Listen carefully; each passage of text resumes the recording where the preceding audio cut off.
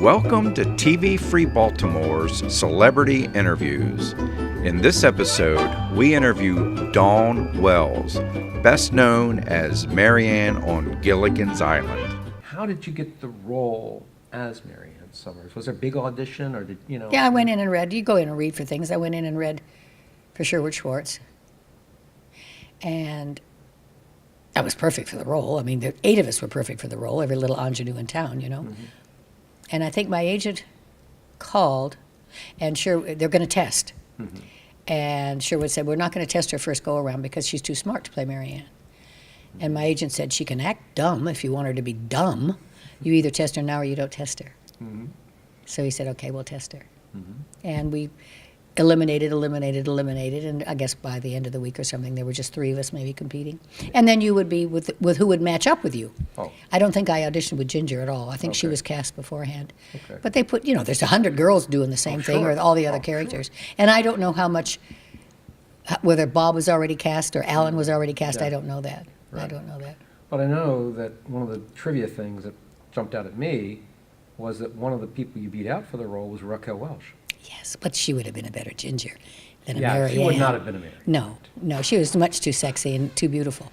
For that, yeah. Right. I was very the typical ingenue, the little round-faced, innocent little girl kind of. Right, but I also read that you worked very hard, I don't know if it was with the producers, directors, or something, to show Marianne as an intelligent character. Well, yes. To give her some depth. Yes, because the lines are pretty silly. Yeah. But I think I think when you're doing a television series, week after week after week after week, the real you comes through. Mm-hmm. If you really look at the shows that really last, mm-hmm. the actors are pretty much, I don't mean they are those characters, no. But they pretty much absorb who they are. Right. You see Clint Walker was a Clint Walker. Right. He couldn't have played a doctor in the New York Medical Center, so to speak. So I think part of that, more so on film than on theater, you're typed. Because I was going to ask, that how much of Marianne's character was Dawn Wells? Oh, me. She's very much me. So. Yeah, she was a good girl. She was smart. Mm-hmm. She was helpful. Mm-hmm. She wasn't jealous. No. She was friendly. Mm-hmm. She wasn't a flirt. She wasn't on the move. Yeah. And that's who I was. Yeah. And in a comedy like that, the 2 people who had the gravity in the show were you and Russell Johnson, the professor. Mm-hmm. You were the 2 smart ones, the practical ones. Let's figure out a solution to something. Mm-hmm. Gilligan's going crazy, and Mrs. Howell's kind of flighty, and Ginger's kind of sexy, and then you got Mr. Howell, all of that. And he was him. Jim was Mr. Howell. He was. He was, and he was so cute because he was kind of insecure, and he'd have to call before he left to go home Friday night. I'm on my way home, honey. Oh. I guess she was worried that maybe he wouldn't come right home or something. It was cute to see. And Alan was just the same size as my dad. Yeah. So every time Alan would hug me, he was like my father. It was wonderful. Picked me up like I weighed 2 pounds, Well, you were a little over 100 pounds then, that much. No, I was. I know, about 105 or something. Probably 120. But anyway, the thing with that you say too is that Alan Hale Jr., you were very close to him. Mm-hmm. And you thought he was like the heart and soul of the show, and you never saw him get angry. Never complained, didn't care how many times they had to throw him down the tree, or Bob either. Mm-hmm. I mean, Bob did a lot of the stunt stuff. No, there was never any animosity. The only thing, there was a little bit of ego with Ginger, because she knew that camera, and she knew that she looked better from the left, and she knew that she wanted to wear that dress. She knew that. Mm-hmm. I was sort of at the mercy of the wardrobe girl, except I knew what I should be wearing or what I looked better in. Yeah. But she was a movie star. Yeah. And she really was. I mean, she was. I remember the movie, whether it was Tobacco Road or whatever. It was a movie she did in the late 50s. It was some kind of country movie. And so she'd had that big exposure to Hollywood already. And I think she was living in New York. I don't know whether she'd done Broadway either. Yeah. And then one question mark I would have for you is to say, I understand it was also said that in the cast, you were the only person who attended Alan Hale Jr.'s funeral. Only one invited. You were the only one invited? Oh, it was supposed to be private. Oh, it was supposed to be private. Yeah, and they asked me if I'd go. It was fabulous. A privilege for you. It was wonderful. And the horrible part of it was he was buried at sea, supposed to be private, and the darn news, airplanes, circled and circled and circled. We were out in the Pacific Ocean. Just kind of interrupted it all. That's a nice place for the skipper to be buried. It was. At sea. And I know he was a wonderful stories man. About his dad. who I loved him too. Oh, and they were so much alike. Well, I didn't Alan Hale realize. Senior, yeah. Yeah, when you see. Them together. Yes, If and you put go, them side by whoa! side. I didn't realize how much he looked like his father because I didn't see those movies particularly. No, I think I saw maybe one movie maybe where they were. I think they were in a film together. Were they really? Maybe one. And the size between he and Bob, because Bob was this little, lean, Yeah, I know. skinny guy. He was tall. What is that? But, yeah. Uh-huh. Thing. Skinny and Yeah. fat. It was, you when you're involved in something, whether it's a play or a film, you become a family. And it always hurts me when I think of people in a series that don't speak. There's egos that are going on. I should have gotten that part, or blah, blah, blah, blah, blah. But we loved each other. We all had a good time. We had fun. And that may be why it's lasted for over 50 years.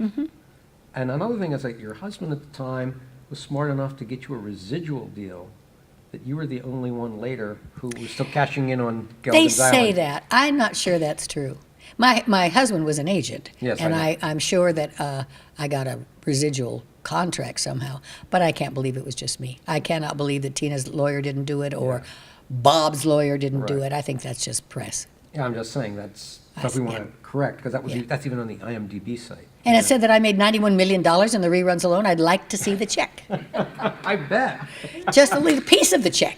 And then the other thing that came up that was interesting, and I think that's such a Marianne kind of thing, is it said that you helped Natalie Schaefer in her last few years, or Well, and helped take care of her, or you took her in, or something. No, and see, that's Is that another falsehood? well, I was very close to Natalie, and she didn't have any family, and I was there as much as I could be. But she had a live-in person.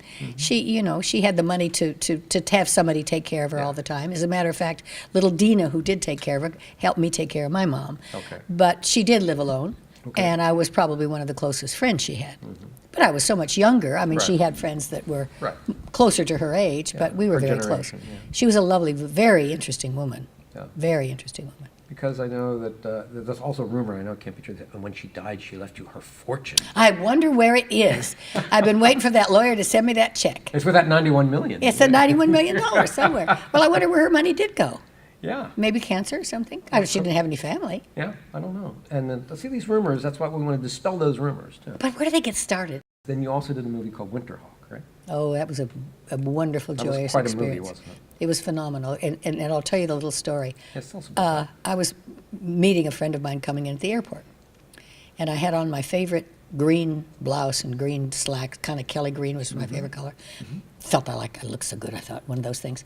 And this man came over to me and he said, "There's somebody in the bar that would like to buy you a drink. He's a producer and a director, and he thinks you'd be really right for his movie." And I went, I've been in Hollywood a long time. I've been waiting for somebody to say that. You've heard that line. I've heard that line many times, Jack I'm Warner. sure. Exactly. And I said, "No, I'm sorry." Well, he came back out. The guy came back out and he said, "Really, seriously, he thinks you'd be really wonderful for a movie." I said, "Here's my agent's number, if he's interested." So my agent called me the next day and he said, "I have this producer, Charlie Pierce, called and said he'd really think that you'd be really good for a film he's making, and he wants to know if you'll fly up to Montana and audition." And I said, "Where in Montana?" "Well, at the Outlaw Inn." I said, "I'm going to fly up to a hotel and have an audition?" I said, "I'm not going to do that. You want to put me on film or something? Or you want to go with me or something?" So I said, "No." So he called back and he said, "Well, he really would like you to do this part." Right. Jacqueline Smith had been cast, I think. And Jacqueline Smith had bowed out or didn't get released from something or Something to do with something. Charlie's Angels, maybe? Because she was with that show. Not, I don't think it was then yet. Oh, okay. I don't think it was earlier than that.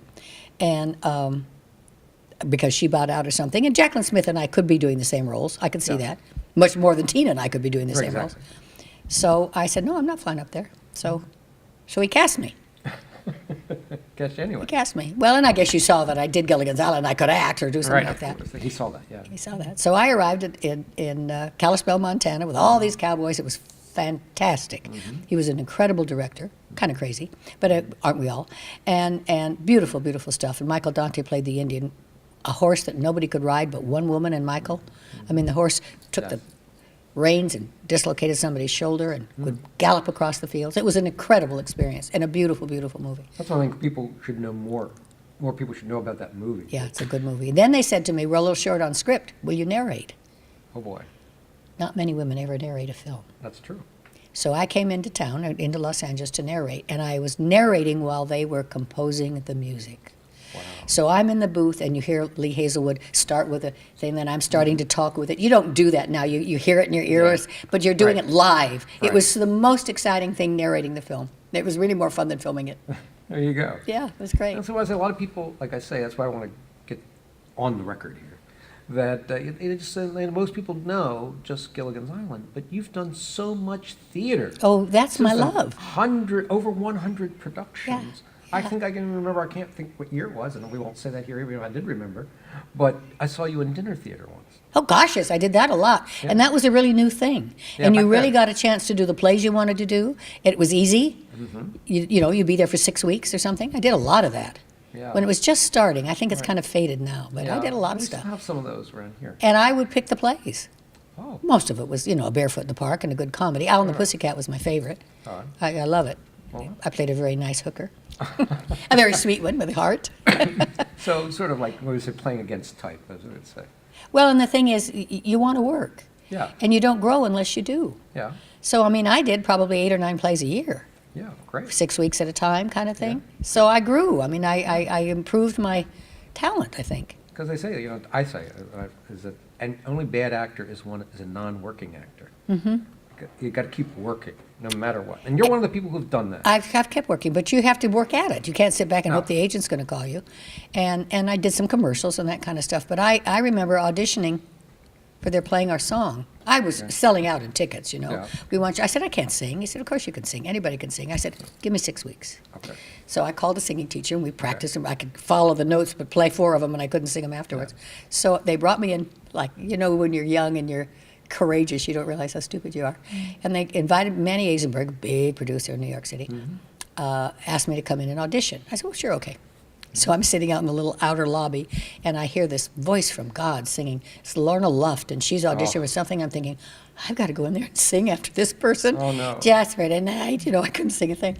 Oh. So she came out, and I went in to audition. And I got halfway through the song, and Manny Eisenberg says, excuse me, this is a musical, isn't it? Oh, no. I said, yeah, okay. They cast me. Oh, they did? They cast me. Well, I was a ticket seller. You would come to see that's- Mary Ann, yes. so he wasn't stupid. So I worked with the orchestra and all that. Well, during the rehearsals and everything, and opening, I had my singing teacher from Nashville with me. And the opening day, I was opening in a matinee in Binghamton, New York, I think. Okay. And Phoebe was with me, my singing teacher, and we were at the bar at 6:30 in the morning with the piano trying to sing. Some drunk was still at the bar. He'd been there all night long. Shut up! I don't want to hear that song again. And I'm trying to sing this just for tonight 22 times. Oh, boy. And then it was opening, and I'm standing there, never having done a musical, standing there behind the curtain, and the orchestra starts to play all this music, and I have to walk out there and sing. It was like a little kid. I almost wet my pants. What? And that was my first opening night with this orchestra blaring and me singing. I didn't get great reviews. I didn't get bad reviews. And I did it for 9 months. Well, that's terrific. Yeah, it was. Because I heard somebody that heard you sing, and they said, don't sing. Don't sing. I think maybe it was, I don't know, it was during Gilligan's Island or whatever. It was somebody Oh, said, yeah, "Don't-" Sherwood they said, Schwartz. "Don't-" He said, don't sing. That was him. Of course, he's a jolly good fellow. The first 2 episodes, he said, Dawn, you don't sing. You're just getting everybody off. Right. And Manny Eisenberg said, this is a musical, isn't it, when I was auditioning? But I guess you're young and you have the courage. But you did the 9 months, so you I had to did do 9 okay. months.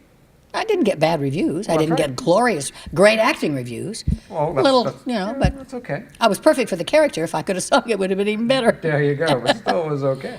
It's okay. And of course, you keep at it. I'm trying to see if I did forget anything I wanted to ask you besides getting you currently up to date here. Because I know we've been able to go through a lot of stuff here. Go Yeah. ahead, Dan, while I'm looking. What Because is we'll it edit that it. you get out of coming to things like this? Well, it's a very interesting thing because I think when you're in the theater, you have the feedback from the audience. You know whether they liked what you did or didn't like what you did, or you have that energy. You don't have any energy when you're doing a film. You don't know what they're thinking or how they edited it or what they did with it. So it's very interesting now at my age, I'm 102, at my age to see the feedback. It's the 40-year-olds that I raised. They were 7 or 8 or 12 or 14. I was their first crush. Mary Ann was the girl you'd take to the prom. She was your sister. Right. You get that feedback. It's rewarding. It's ego-filling. And you realize who you're touching. You realize that you've gotten into somebody's heart. A lot of the people that don't get out at all, that are shut-ins, that never get. You changed my life, Dawn. I would watch that show and I would laugh all day. Or my parents were so mean to me. I was locked in closets, and that Gilligans Island took me away from all of that. And you realize you've made a difference because you're in their home. They didn't go pay to see you somewhere and only see you for 2 hours. And I've been in their home for 50 years. Right. So I'm part of your household. Right. So these conventions kind of justify what I've done with my life. Right. I mean, I don't mean that it's an ego feed. I think it's that you feel that you've accomplished something. Right, and a part of it, I've I don't made a know if you're difference. aware of this one, but a TV Guide had named you one of the 50th sexiest women in the history of Now, television. who wrote that is what I want to know. I saw that. I saw that too, but where'd they get that? But they did say you were number 50. I know, isn't that pitiful? And Could I have wonder been if 35 Tina, I wonder maybe. if Tina got in there. Was she in there? I wonder. Because I wonder, too. she was a real sex symbol. Yeah, she I was know. beautiful. I watched a lot that she did. I learned a lot from A her. few years ago, she did come to Baltimore. I didn't see her, but it was at a book convention. Really? Because a book that she wrote. Her book. She wrote a children's book, I know. Yeah, And yeah. she came. I didn't go at that time to see her because I know you have even said that, she tries to divorce herself from Gilligan's Oh, Island yeah. ever since it went off the air. Yeah, she has. And I would give anything to do Odd Couple with her. Oh, that would be great. Oh, she wouldn't Female version of consider. The Odd Couple with you, too. Wouldn't it be fabulous? It would. It would just be fabulous. And I don't care which character. I could play either one. Yeah. Now that And she likes stage, Oh, but yeah, she wouldn't okay. consider it because it would all be about Ginger and Marianne. Oh, yeah. The press would go crazy. Oh, so yeah, she sure they wouldn't. wouldn't. She wouldn't want that. But the other thing to talk about, how'd you get involved with the Idaho Film Festival Yeah, and Idaho- the Spud Festival, I think it is, Idaho Potato Commission. and there's this acting school or something. I right? ran the Film Actors Boot Camp. I'm a worldwide fisherman. Ah. I have fished. I did a show called Real Adventures, Donwell Real Adventure, Okay. fly fishing all over the world. Oh, terrific. With a fly fishing partner. We had a wonderful time. And I used to fish with my dad up in Idaho. Mm-hmm. So I thought this is a wonderful place to do a camp. To do a camp where the kids come in for 2-3 weeks. And the business of show business is what I talk. Where do you fit? Broadway's different. You can fool me from 30 feet away. You can't Right. fool this. No. The camera's right there. So are you Right. an ingenue? Are you offbeat? Are you a hippie? Are you an old lady? What are you? So I would have no more than 12 students at a time. And I bought a great big house with dorms, kind of, his and hers dorms. Took the big double garage and made it a film studio. Right. And we'd have 3-week sessions Okay. for about 4 years. It was really great. And a lot of the kids came to Los Angeles and went to work right away. Terrific. Then the economy really tanked. Oh, You so know, that's not in existence. No, it doesn't exist. And I ran it for about 9 years. Okay. I came back home. And then I want to talk a little bit to you are also, and I know I've seen some of the videos. You're a cook. You're Pretty a good baker. cook. Not as much as a baker, as I a thought you cook. brought like a cream pie to Bob Denver once during an interview or something. Well, If you were coconut cream thinking- pie. I was going to Coconut throw cream pie. I was going to throw it in his face, but I didn't. But you didn't. He you're would more have of a liked cook. that, though. He would thought that was funny. You like cooking. Yeah, my mother was a phenomenal cook. She Was could she? make anything, And so cook she anything. taught you, I'm sure. Yeah, and we didn't have frozen food and frozen No, not vegetables. back then. We grew gardens and things Yeah. when I was a kid. I remember the first asparagus. Was that asparagus, what it looks like? So my mother was really a wonderful mom. She worked full time, but knew where I was every second. That's- I have 2 wonderful stories about my mother. Go right ahead, please. Talk about knew where I was every second. I'm driving between my junior and senior year in college from Reno to Seattle with my boyfriend. She didn't like that very much. It was a 12-hour drive, 11-hour drive, all the way from L.A. And he was alone with the boy. And he was the All-American quarterback of the Oh, football boy, team. wow. Yeah. She wasn't very happy about that. But she said she'd let me go. So this was after Stevens. Yeah. I was a junior in college. And the highway policeman pulled us over. I said, Al, were you speeding? He said, I don't think so. Pulled over, rolled down the window. The policeman said, is there a Dawn Wells in the car? Call your mother. Ooh. Now I was 20, 21. Yeah, sure. Fade in and fade out. I am now in the Solomon Islands. 15 years ago. No white women have ever been there. 6 of my college friends canoeing from island to island to island for 5 weeks. My mother house sat for me. Okay. I'm taking the little plane from the Solomon Islands to the Sydney airport. Okay. And I'm walking inside the airport, and a pilot's coming towards me. He said, aren't you Mariana from Gilligans Island? I said, yes. He said, your mother's been looking for you all day. Wow. Now, who was she calling? The tower? How would she call Australia to find out where I was? Exactly. She never answered that question, but the pilot told me your mother's been There looking was for your you. mother. And it didn't hurt me a bit, did it? No, but another part of that story was you said you were there in the middle of nowhere in the Solomons, and somebody recognized you from Gilligan's Island. A woman, I believe. Aren't you? And I went, wait a minute, you don't even have electricity. Right. Oh, but I had gone to school in Sydney for 3 months or something, and I used to watch you. And I saw your show. And it was kind of their island, you know. They kind of Right. identified with it right It was away. their island, Their right. island, yeah. Well, I've had a really good life now that we're talking about it. And part of that, to talk about is your wishing well collection. Do you still have that? No, I didn't have that either. The garment industry is very difficult, but my grandmother was paralyzed with a stroke, and my mother took care of her, and how hard it was to dress her. And I said, no, wait a minute. We have quick costume changes. And why do you have to be in this horrible old hospital gown? Right. And the nurses have to turn you over and tie it. Why can't we Velcro? Right. So I did a whole line of really cute little house dresses and stuff. I even did men's Levi's that you Wow. could, if you wore Depends and stuff like that. Sure. I just didn't know much about the garment industry, how to actually market it. I sent out catalogs and that worked, but I couldn't do it totally by myself. I think we should do it again. I think I Yes. was a little too soon. Because now all the people, unfortunately, increasing in numbers with Yes. Alzheimer's. Yes. I tried to sell it to pennies. They tried to rip me off. And I know nothing about the garment industry. How stupid of me to do that. But the idea is right. It's a good idea. The idea is right. And what about the classic beauty cosmetics? I don't know anything about that. I thought you did that. No. They have it down here. That What is it? You had classic beauty. They said that was your thing. No. Okay. See, don't believe it. I've never done a That's nude what I'm saying. photograph. That's why I asked these Yeah, things. it's really true. What'd you say? That was Ginger. Oh, Is that was Ginger doing it? No, no, Oh, he's well, just kidding they you. never asked me. He's kidding you. And I think what you mentioned, because we talk about, I don't know if it was on camera, and it was an amazing thing that people, oh, she's never had plastic surgery. No.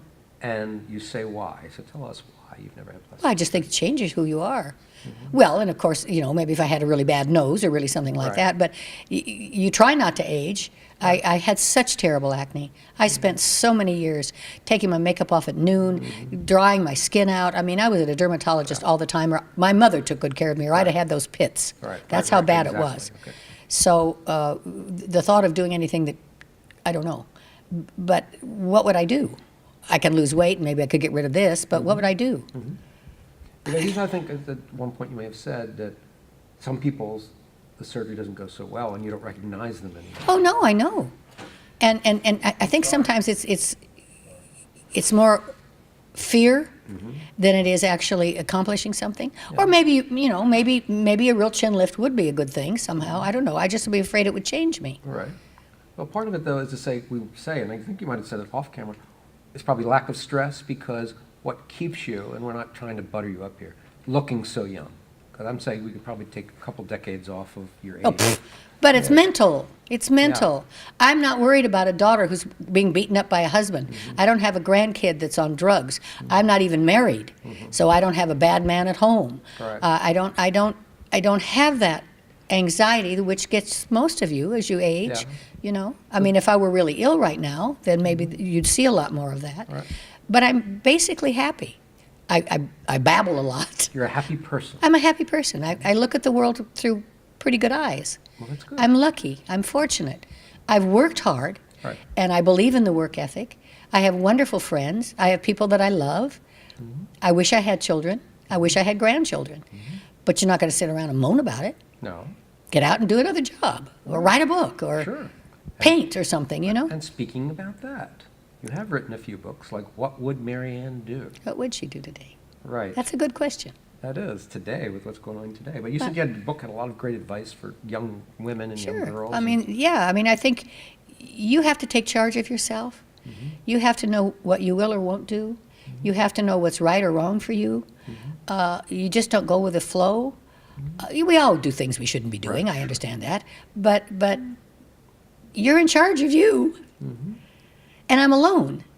I mean, I don't have a husband that's beating me up or cheating on me, or I don't have children who are on drugs or ran away. So I don't have that. My mother and I had a lot of conflict because I was independent. She was lovely to me, and she was wonderful, but boy, she knew where I was every second. Like you said. Which is a little saying, wait a minute, mother, I can do it myself. I know. But I could do it myself, and she knew I could do it myself. Right. And my mother and father were friends, and I saw my father with a stepmother, with sexuality and her rubbing his feet and the love. And had I just grown up with a mother with no husband around, I might not have known what a man and a woman together should be. Right. And they adopted children when I was in the 8th or 9th grade. So I watched them with little babies. So You have some step-siblings? Yeah. Okay. They're both gone now. No, my sister's not gone. My brother's gone now. But so I saw that kind of sporadically, in different places, I saw family. I have some friends in my life that have wonderful families. I'd give anything. Brothers are really good friends, and the family all loves each other. Well, I didn't have that. I had people who love me. Sure. But I think you make your own path. Yeah, but you could be somebody's auntie or godmother. Or Oh, yes, and whatever. I am. Okay. And I am. And I took good care of my mom, financially, Good. and took good care of her. I She took understand good that. care of me. Why wouldn't I? Yeah, my parents are in their 90s now, and I take care of them. See? So. See?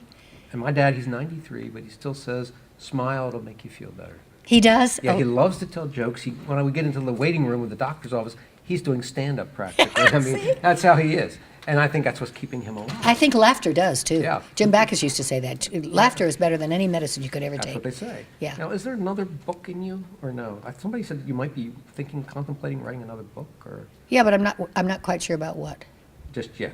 just yet. No. Okay. I think And I have things then- to say, but maybe I really don't. Before I get to the end of this, we have to mention Life Interrupted. Why don't we? Yes, because I'm a barmaid, aren't I? yeah, my research. Now Yes. you're Annie, not Granny. And Annie. I saw all 6 episodes. Oh, you in did? What do you preparation for think? this. It's pretty good. I mean, I think it's competently written, competently acted, of course, with that cast you have, and to do what you did on a low budget. Was Pretty great. good. He did a Yeah. good job with that. It's And- kind of like a Cheers, sort of. Yeah, Sort of. but I mean that's again against type because Annie is the sexy mom, and that she's after Julio and all this kind of stuff. And Well, my favorite play was Al and the Pussycat. Oh, yeah, I you said. Absolutely. I played a wonderful hooker. She just happened to do that for a living. right, she was a nice person. She was a doll. Right. Well, I guess Annie is too. But Yeah. But the fabulous people you work with. Oh, yes. And I don't know how those things develop. I mean, I don't know what's going to happen with it. Do you have any more news than I do? No, he just said that they're trying to pitch it. So I don't know what happens after that because we just leave it with the parties going on and Mason's going upstairs to sleep it off. And I don't know who you pitch it to. Do you pitch it to now? There's so many independent stations, too. That's true. It's very different. I mean, we don't have the kind of money to pick you up, but Why not? not yet. Let's get our little tambourines and go to the corner. That's what we'll have to do. I need a job. Oh, well, you're always working anyway, Dawn. And speaking of that, oh no, I'll even go better. You won an award, For what? Life Interrupted. Oh, I did? That's what I heard. What was it? I don't know, Best Actress? Best something supporting in a actress or something? Or Best Actress, I thought. in a I don't web know. There were series, no or Best fan Supporting mail, Actress and web I didn't series. get any little statues, and I don't know, they didn't. because Mason said the series won like 20 awards. I think it did too, but where were we? Did they just call us and say we got one? I don't We know if didn't it have a was at ceremony, did we? film festival or not. He might Oh, say. maybe He'll probably so. tell me tomorrow. Yeah, and I'll have to ask him because I haven't seen him since just now. I mean, we Because haven't seen each other since. I we were- wanted to interview again last year. I got a fly-by-night kind of quick interview with Jerry Rochelle. Ah, And so I say, look, there's Mason there. I'll get a twofer tomorrow. yeah. And yeah. so we'll do that. And what's in the offing then? You say you need a job. What you have anything lined up or any projects coming up or anything you can talk about? No, Not at the moment. not at the moment. I mean, I'm always contemplating a play. I'm always contemplating. No. Okay. I mean, I'm very interested in producing. Well, that's good. I'm very interested in creating something. There's always something on the horizon. That's the idea. You can look. Well, you do. You Forward. just sit around and wait for the phone to ring. You're crazy. Yeah. But there's also some things that you can't do yourself. Right. Because I learned that from my father too. He said, you don't look back, you look forward. Uh-huh. You can remember the past, and that's why this is a nostalgia convention. But Yeah, the but now good this things- is really interesting, isn't it? Yeah. I mean, it's not an ego feed as much as it is to see the kids you raised. Yeah. You're now 40. Right. Why were you watching my show as opposed to Inner Sanctum or Right, something, you know? like that, or And- Outer Limits or something. Yeah, Yeah. and you're greeted with love Right. because I've been in your home for Yeah. 50 years. It's a love fest. It is. And everybody is, I don't know the question I was going to ask you. Did you ever have regrets with Gilligan's Island that you wanted to be the sexy one? You wanted to be a Ginger, not a Marianne. Well, that's why I went right out and did Al and the Pussycat after. That's why you did it afterwards. To show, I went out and played the hooker to next. show another side of you. That's, every woman has all those sides. No, many I mean, sides. we were all so beautifully cast, I think. Yeah, that was part of it too. I think that was Sherwood's genius. But he also put me in short shorts. That's right. Those That's a short pretty shorts- sexy outfit. The famous short shorts. There's a lot of people. And talk I about that. have them. You still have them? I thought they were auctioned off. No, Oh, because they had something about an auction online, but I don't know. they aren't mine. I They have weren't them. yours. No, I I have know you them. joke with somebody once, say, hey, I might still be able to fit into those. Aha, probably one thigh. But anyway, we want to do thank you for being. You're spending really little a time with wonderful us. interviewer. Thank you. You make it a conversation, and that's a joy. That's what it should be. You've been watching Celebrity Interviews on TV Free Baltimore.